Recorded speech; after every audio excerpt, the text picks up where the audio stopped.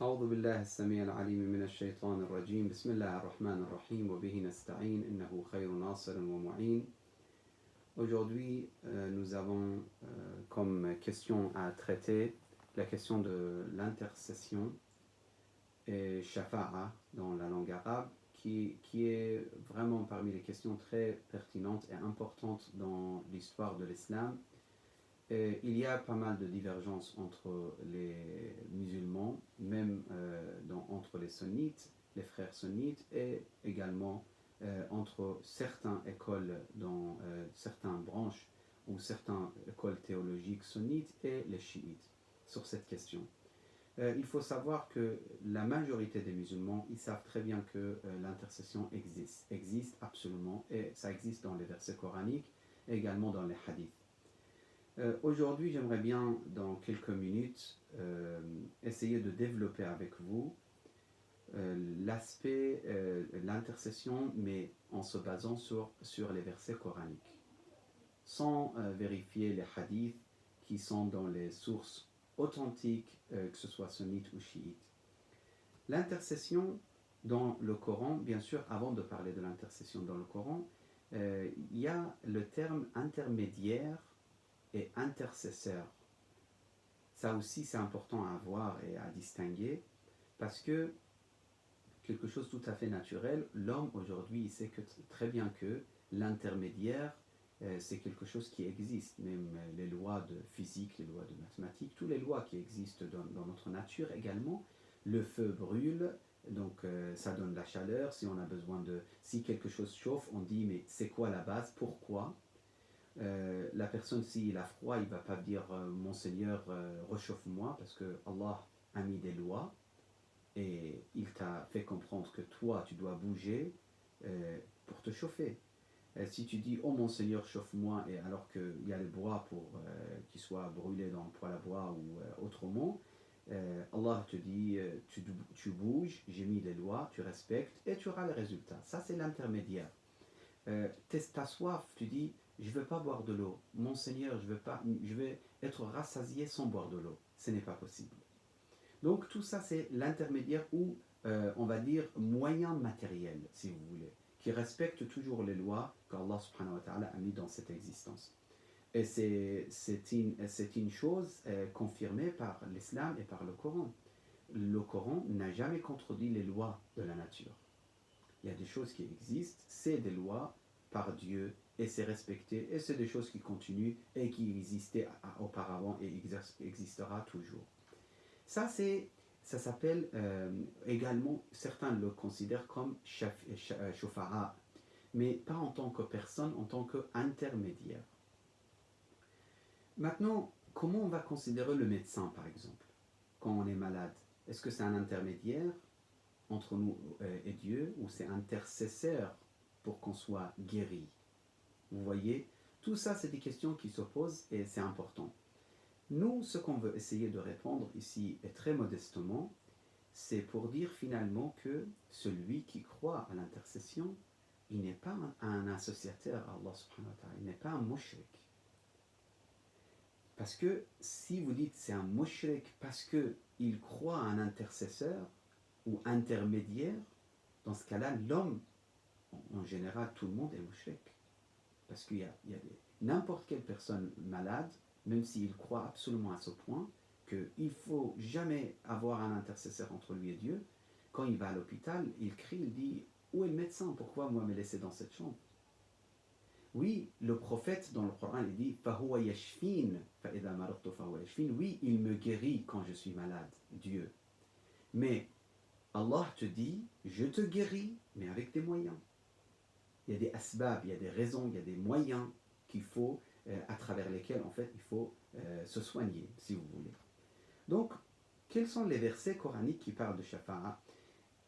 En tant qu'intermédiaire, il y a quelques versets également qui mentionnent en fait, comme Allah alladhi khalaqa as-samawati wal arda wa ma baynahuma fi sittati ayyam, sourate Sajda, verset 4. Après il dit ثم استوى على العرش ما لكم من دونه من ولي ولا شفيع أفلا تتذكرون. Donc, de toute façon, même si aujourd'hui vous voyez la lumière, c'est grâce à Allah.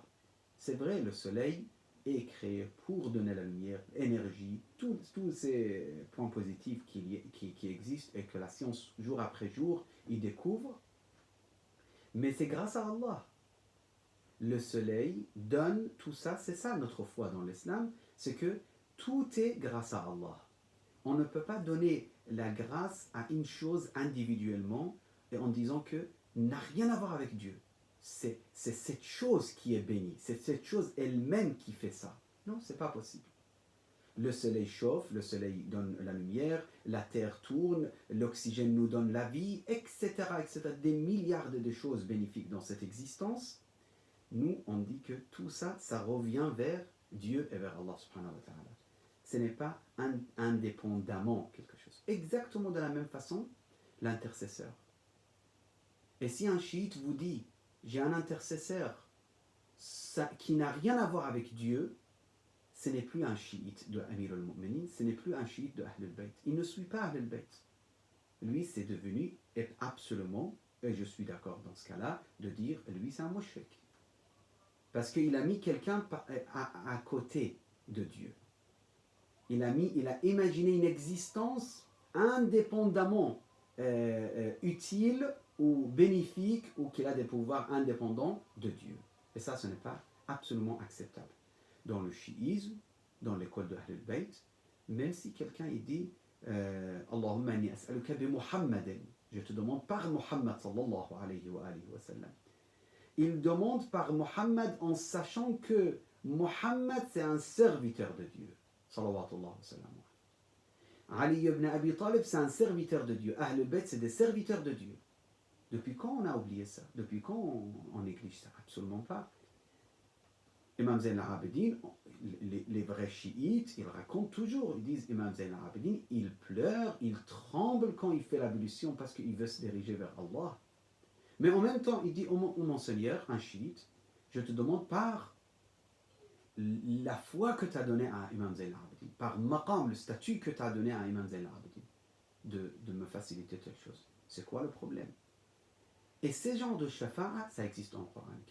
Je vous donne, vraiment parce que j'ai décidé qu'il soit vraiment bref, notre échange, n'est pas trop long, je vous donne juste 2 exemples. Après, vous pouvez partir sur Internet, taper sur Internet, voir les versets qui mentionnent shafa'a. Ça va vous sortir tous les versets, qui sont vraiment beaucoup de versets. Le verset, par exemple, que j'aimerais bien vous mentionner ici, وَمَا أَرْسَلْنَا مِنْ رَسُولٍ إِلَّا لِيُطَاعَ بِإِذْنِ اللَّهِ وَلَوْ أَنَّهُمْ إِذْ ظَلَمُوا أَنفُسَهُمْ جَاءُوكَ فَاسْتَغْفَرُوا اللَّهَ وَاسْتَغْفَرَ لَهُمُ الرَّسُولُ لَوَجَدُوا اللَّهَ تَوَّابًا رَحِيمًا. Verset 6, sourate An-Nisa. Donc, il dit, quand on envoie, donc juste le continu, je ne traduis pas mot à mot, c'est le continu qui m'intéresse, sinon vous pouvez voir la traduction. On a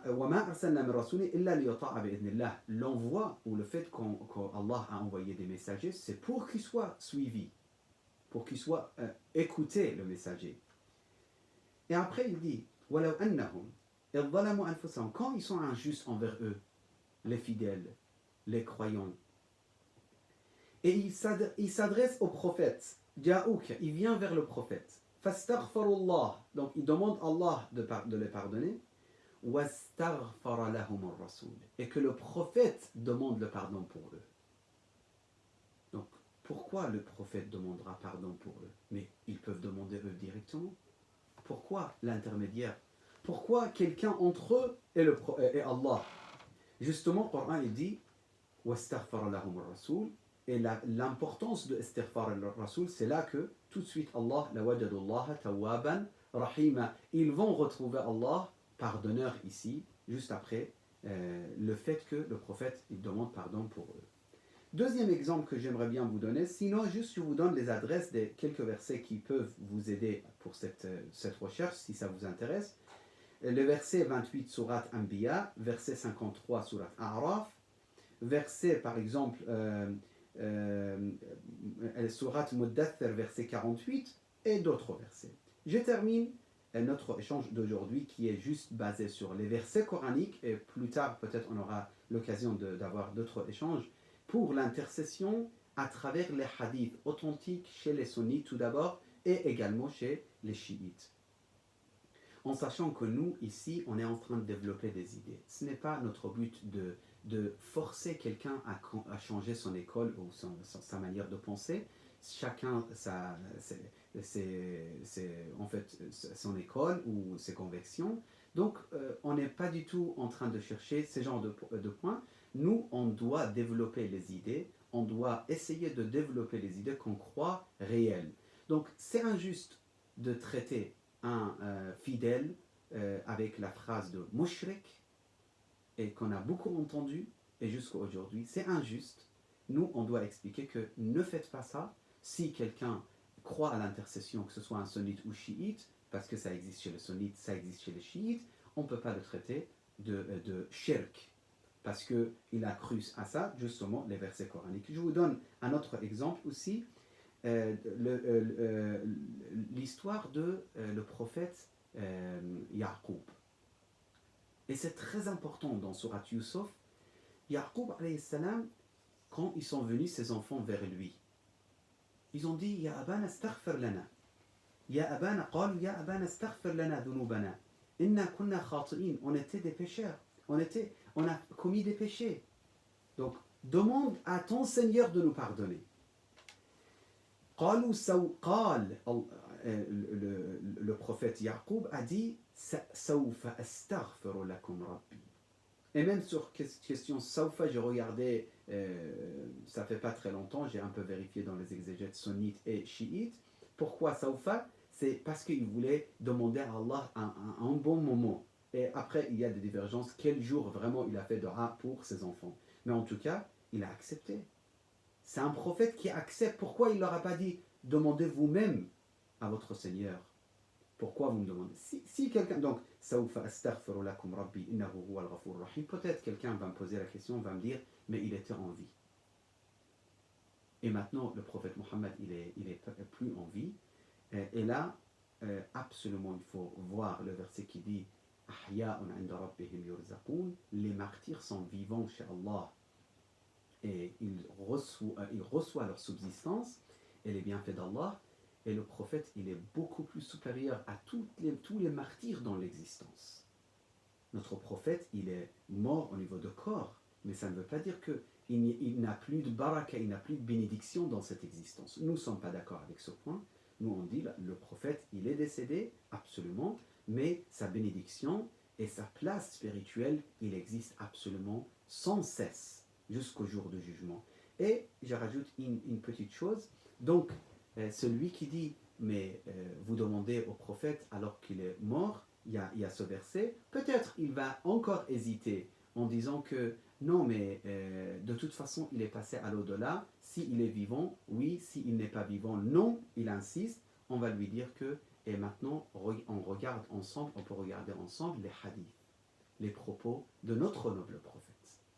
Également, les comportements des califes, des premiers califes, et les plus proches, et les compagnons les plus intimes à notre noble prophète, ou les plus proches de notre prophète, eux aussi également, ils croyaient au shafa'a, aux intercessions, et ils ont pratiqué justement la question de shafa'a.